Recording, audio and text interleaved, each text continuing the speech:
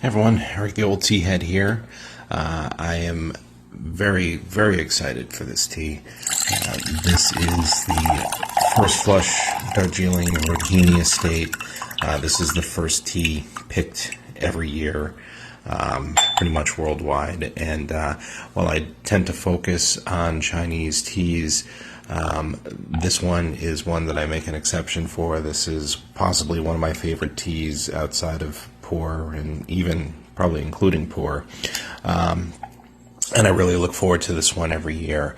The First Flush Darjeeling, technically, I think it's classified as a black tea, but really, it's its own thing. It is very bright, very lively, has a lot of fruit, almost citrusy, but not like the lemon zest kind of citrus that you might get, like, say, in the finish of a young raw pour. This is, to me, it reminds me of wood sorrel, which, if you're from the northeast of the U.S. like me, you might, as a kid, have picked out these little plants. They look like shamrocks, have heart-shaped leaves, but when you chew on the leaves, they're really tart.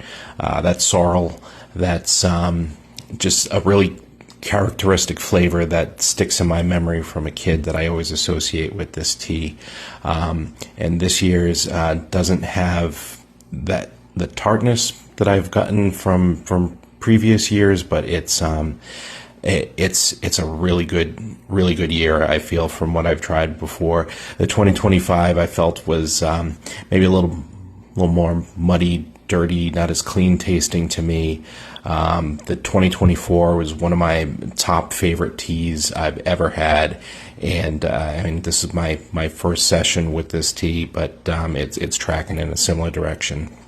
It's also my first time brewing First Flush Darjeeling Gong Fu style, and I'm using about 3.5 grams per 100 mLs, 195 degree water, so not typically, almost like the way I would steep a green tea in this style, but Santé.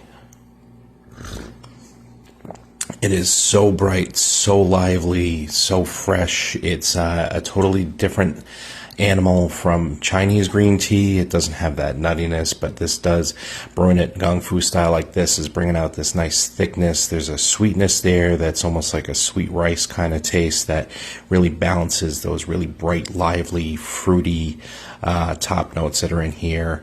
Yeah, great stuff. If you're not into First Flush Darjeeling, then you need to get some. It's a phenomenal tea. Highly recommended.